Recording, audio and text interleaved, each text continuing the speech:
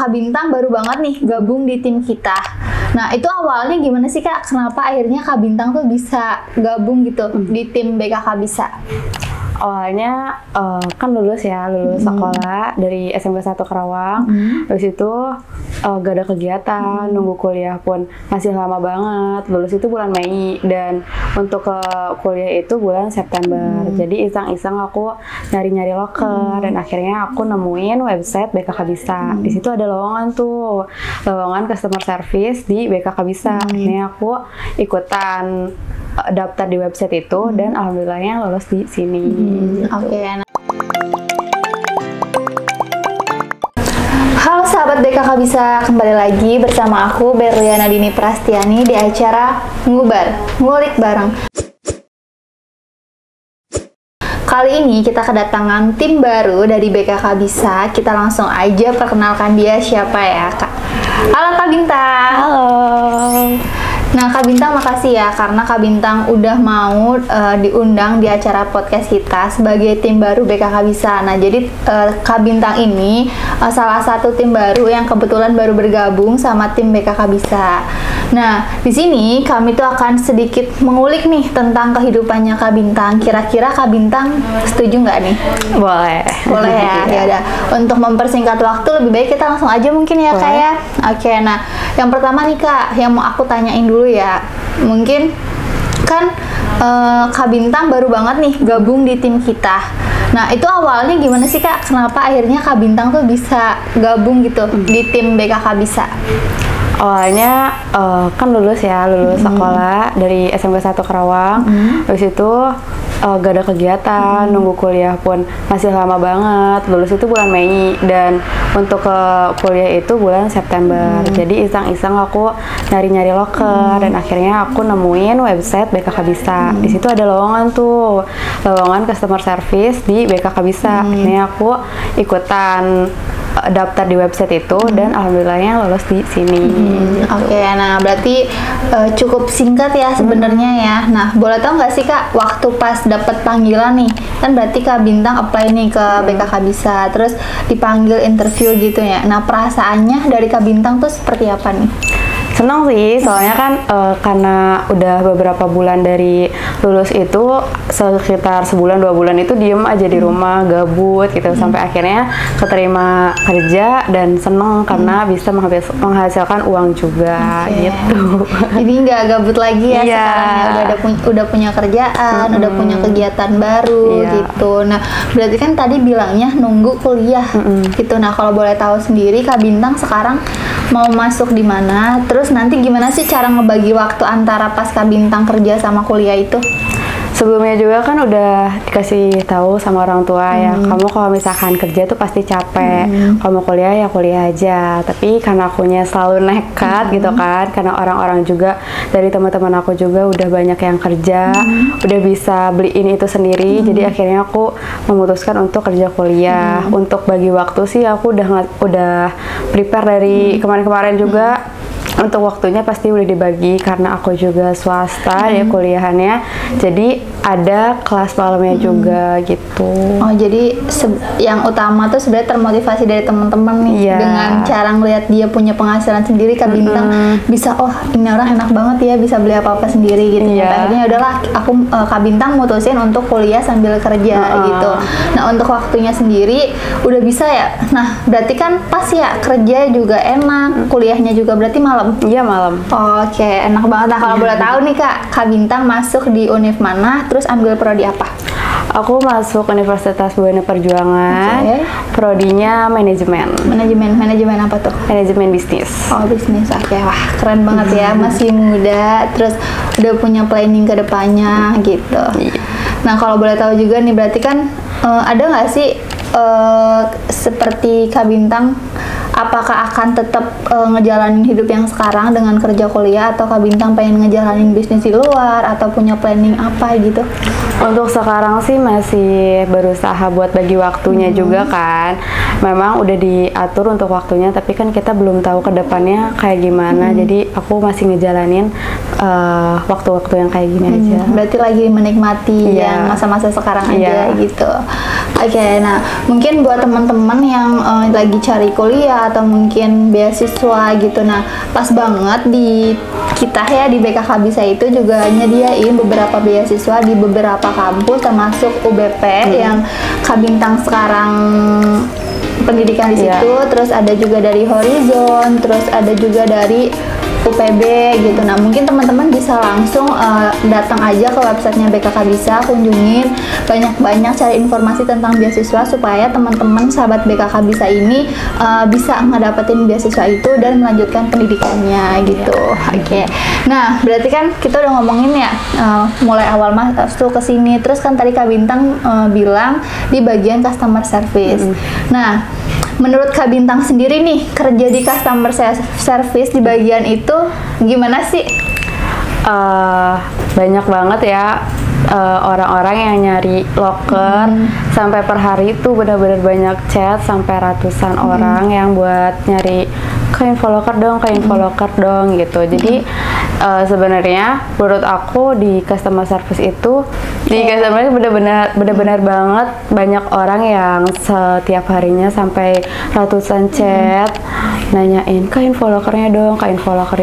Padahal di situ juga kan bisa dilihat ya di website BKK Bisa banyak banget infoloker yang diberikan oleh BKK Bisa gitu. Oke, nah mungkin buat sahabat BKK Bisa nih yang sering nanyain loker, kalian kan bisa yang lihat langsung di websitenya atau apa, mungkin ketika ada kendala entah di aplikasi mungkin bisa hubungin CS, tapi kalau kayak infolokernya lebih baik stay tune terus aja di websitenya BKK Bisa atau mungkin di Instagram dan di Facebook, karena kita tuh bakal update setiap harinya mulai di BKK Utama, di BKK Jabar, Jatim, sama yang di Jateng gitu. Jadi pinter-pinternya kalian aja deh gitu.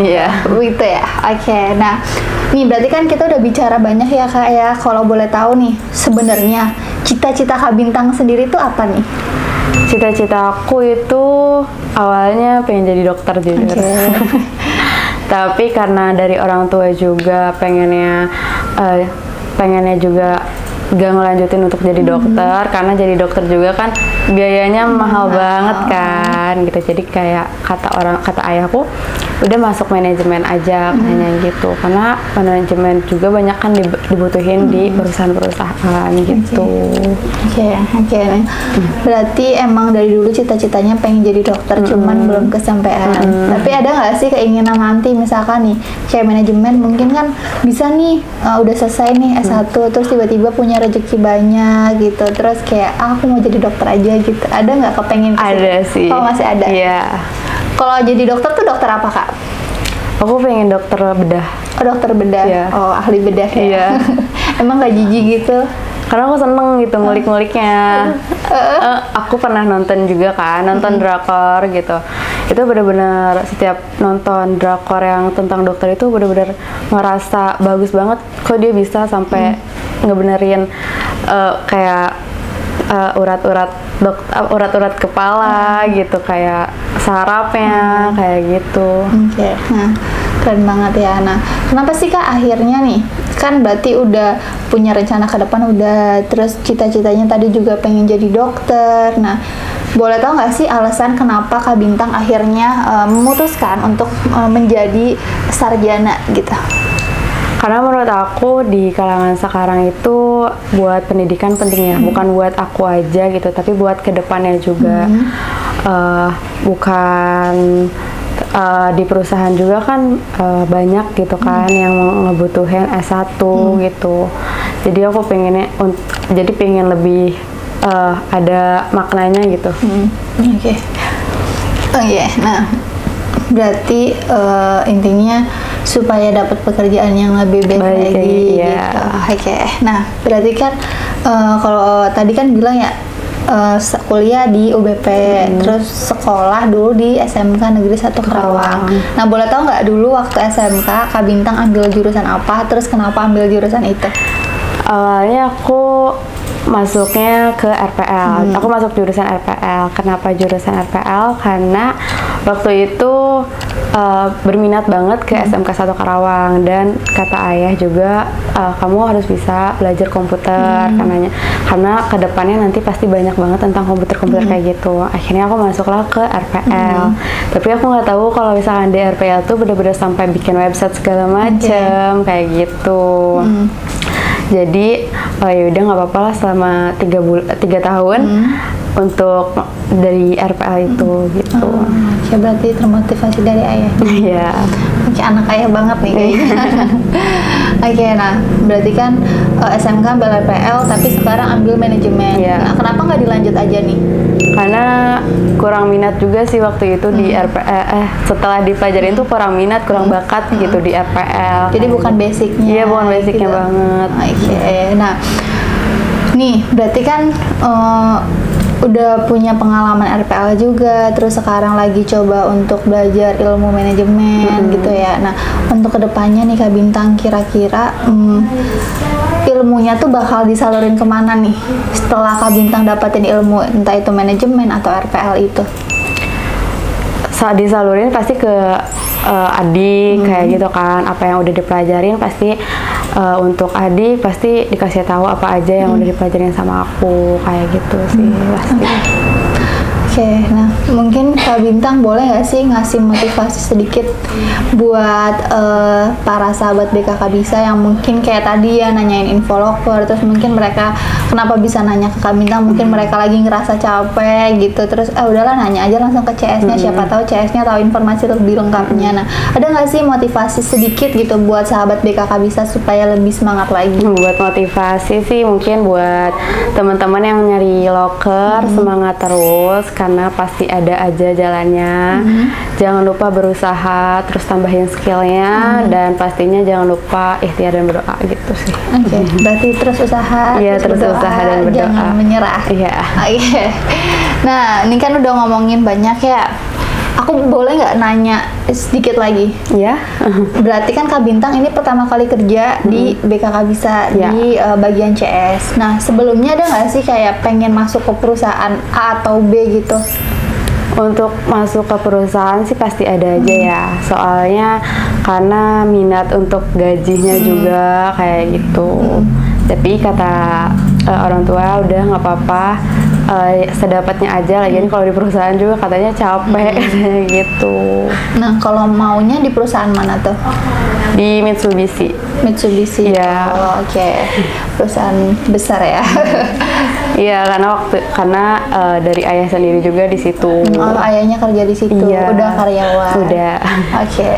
Nah, mungkin nanti boleh ditanyain ke ayahnya kenapa bisa masuk Mitsubishi itu lewat mana, terus mungkin bisa di-share ke sahabat BKK Bisa, siapa tahu ada yang mau join gitu, atau mungkin ada rezekinya di sana, jadi teman-teman bisa kerja di sana gitu. Nah, nanti bisa tanya nih Kak Bintang ya, kayak ayahnya tuh dulu masuknya lewat mana, karena mau nanya Kak Bintangnya jadi CS di sini teman-teman, nggak bisa gitu.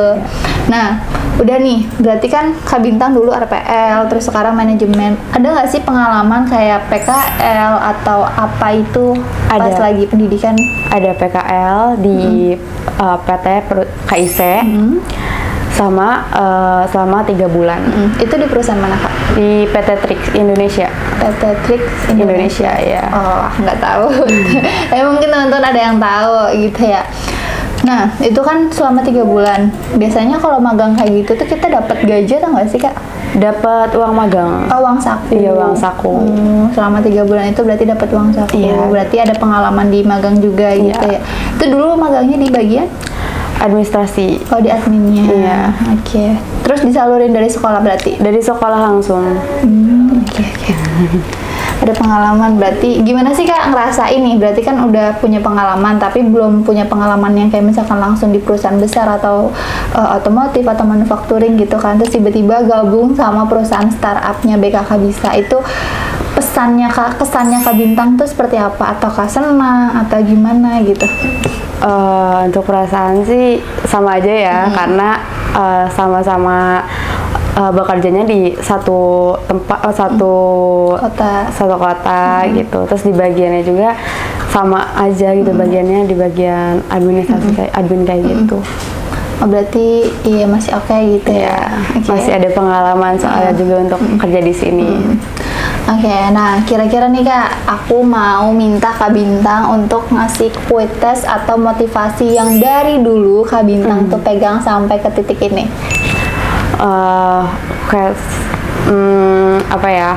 Untuk quotesnya mungkin aku selalu bilang bahwa semisalnya aku gak bisa untuk quotesnya mungkin yang selalu aku hadapin dalam hidup aku, jangan lupa berdoa. Kalau misalnya udah apapun yang udah kita dapatkan, mungkin jangan terlalu sering kita umbar-umbar gitu. Mungkin menurut aku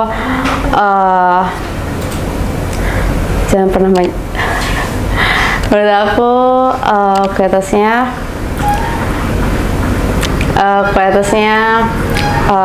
aku selalu bilang aku pasti bisa.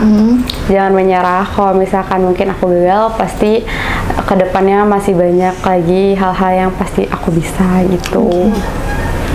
Oke, bagus quotesnya.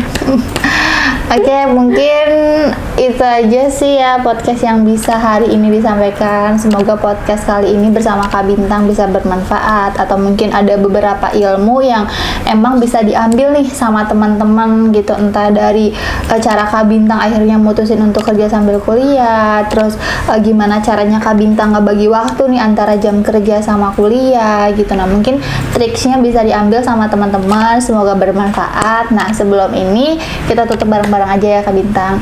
Nah, sebelum ditutup, nanti kalian jangan lupa untuk like, subscribe, dan komen di YouTube-nya BKK Bisa. Oke teman-teman, kita bye dulu ya Kak Bintang. Oke, bye. Assalamualaikum.